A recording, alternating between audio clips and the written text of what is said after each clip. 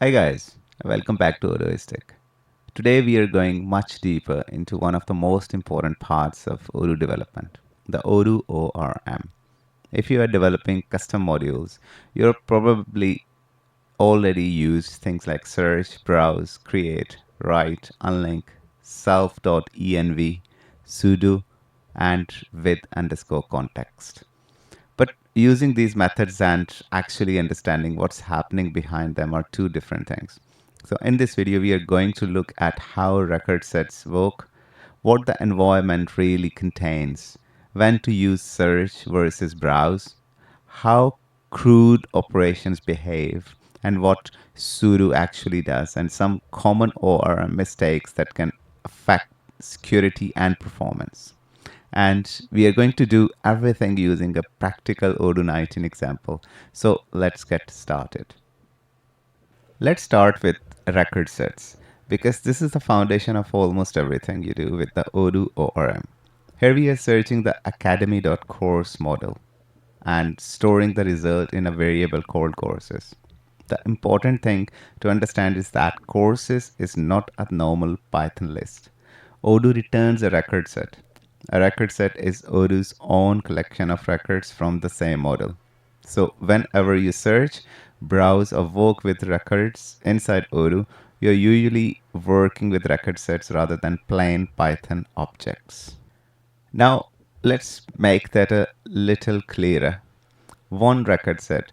Here we have three course records: academy.course 3, academy.course 7, and academy.course 12. These are three different database records, but Odoo can hold all three together inside one record set. So you can think of it like this: three records, but one Odoo record set. And this is important because many ORM methods can operate on the whole record set at once. That's one of the reasons Odoo code can be very powerful when it's written correctly. What Odoo returns? Now, let's actually print the result and its type so we can see what Odoo gives us. First, we search for the courses, then we print courses, and then we print the type of courses. In the output, you can see something like academy.course 1, 2, 3, 4. That tells us that this record set currently contains 4 records. And when we check the type, we can see that this belongs to the Odoo model system. So this is the main takeaway. A record set is not the same thing as a Python list. It may feel similar because you can iterate over it, but internally it's an Odoo object with ORM behavior attached to it. And that difference makes very important when we start using methods like write, unlink, mapped, filtered, sudo, and many others. Understanding self. Now, this is where self becomes very important. Inside an Odoo model method, self does not necessarily mean one record. Self is a record set. That means it can contain 0 records, exactly one record, or many records. And this is where developers sometimes run into problems. For example, here we are directly assessing self.name. That may be fine if the method always run on one record. But what happens if the user selects 5 records and run the same method? Now self contains 5 records, so the code may no longer behave the way we expect. That's why whenever you write an Odoo method, you should understand whether it is designed for one record or multiple records. Iterating through record sets, because a record set can contain multiple records. We can iterate through it just like this. Here we loop through the courses record set, and on each iteration, Odoo gives us one course record. Then we print the name field for each course. You can see the output on the right: Odoo development, Odoo functional training, and Python for Odoo. The important point is that each course inside the loop is still an Odoo record set. It simply contains one record at that moment. So when we iterate through a larger record set, Odoo gives you one single record set at a time. Now let's look at browse. If I already know the database ID of a record, I can ask Odoo for that record directly. In this example, I'm browsing record ID 5 from the academy.course model. So Odoo gives us academy.course 5, but notice something important here. Even though we are only referring to one record, Odoo still represents it as a record set. So browse ID5 does not give us a plain Python object. It gives us an Odoo record set containing one record. That distinction is important because all the normal ORM behavior is still available on it. Safe multi-record method. If this method can run on multiple records, the safer approach is to iterate through self. Here self contains 3 records. We loop through them one by one using for record in self. Then each record represents one course. So we can safely access record.name.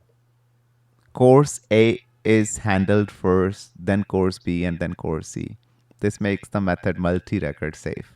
And this is a pattern you will use constantly when developing Odoo modules. Always think about whether self might contain more than one record before writing your logic.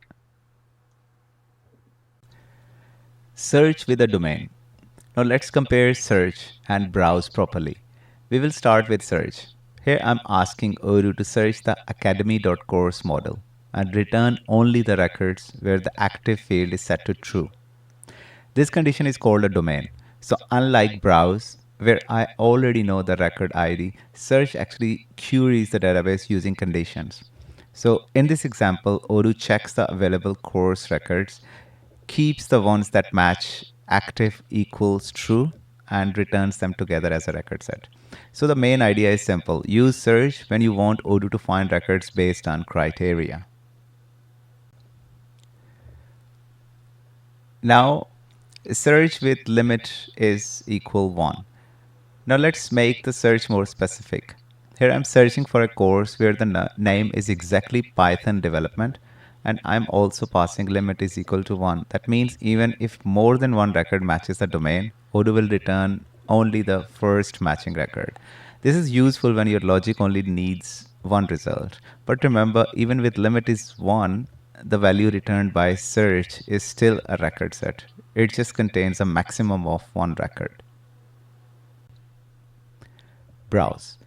Now let's move to browse. With browse, I'm not asking Odoo to search by a condition. I already know the ID I want. Here, I'm saying give me a reference to record ID 15 from the academy.course model. So Odoo gives me academy.course in bracket 15, ID 15. And just like before, even though this refers to one record, it is still an Odoo record set. The important difference is that browse starts from a known ID while search starts from a domain. Browse with a missing ID. Now this example shows an important detail about browse. Here I'm browsing ID 999999. Let's assume that ID does not actually exist in the database. If I print the value, Odoo can still give me a record set reference for that ID. That does not automatically mean the database record exists. This is why when you need to verify that a browse record really exists, you should use exists. So browse can create a reference to an ID, but exists helps us confirm whether that record is actually present. Browse versus search. And this brings us to the key difference. Browse ID builds a record set from an ID that you already know. If it does not need a search domain to create that reference. Search, on the other hand, queries the database and returns records that actually match the domain. So if I search for an ID that does not exist, the result will be an empty record set.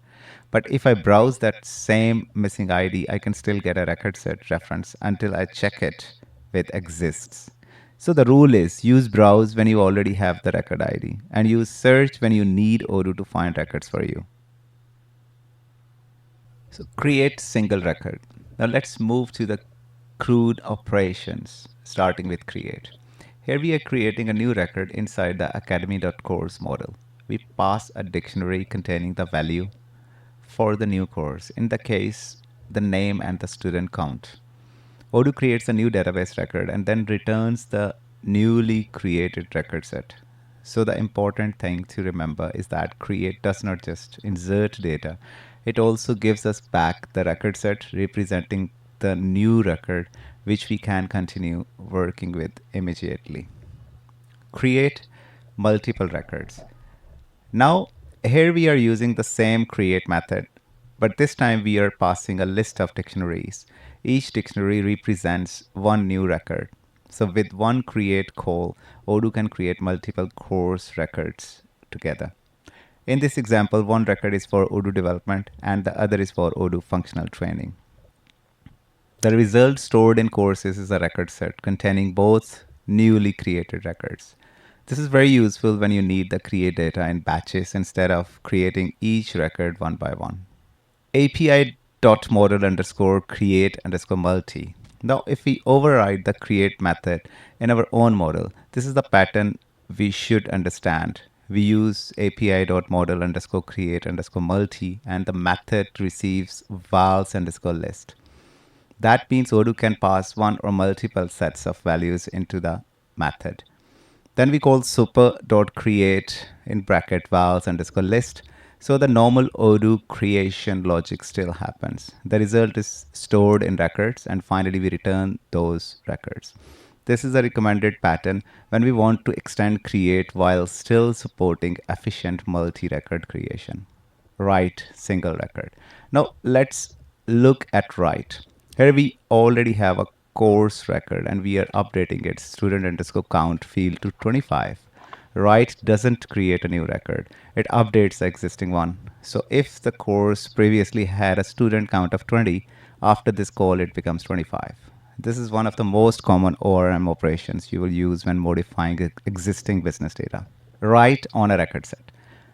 This is where write becomes even more powerful. Here courses contains multiple records. When we call courses.write and set active to false, Odoo applies that change to every record inside the record set. So if we do not need to loop through each course and update them one by one write call can update all of them together. This is cleaner code, and in many cases, it is also more efficient. Unlink. Now let's look at unlink. Unlink removes records from the database. So when we call course.unlink, that record is deleted.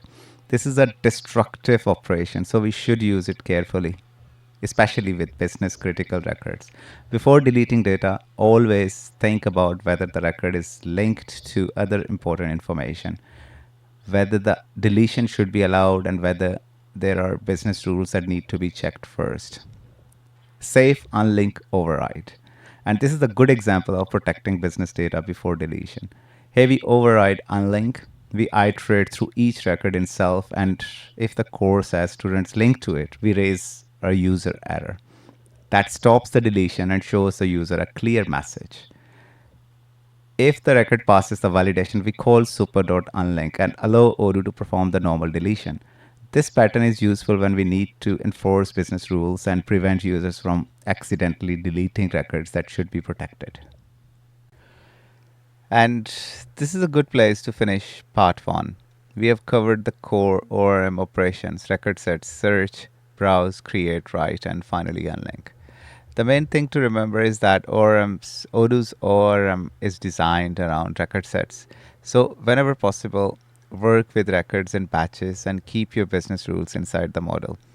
In this last example, we also saw how to override unlink safely. So important business data is protected before deletion. In part 2, we will go deeper into self.env, context, sudo, multi-company behavior, and ORM performance. So I will see you in part 2.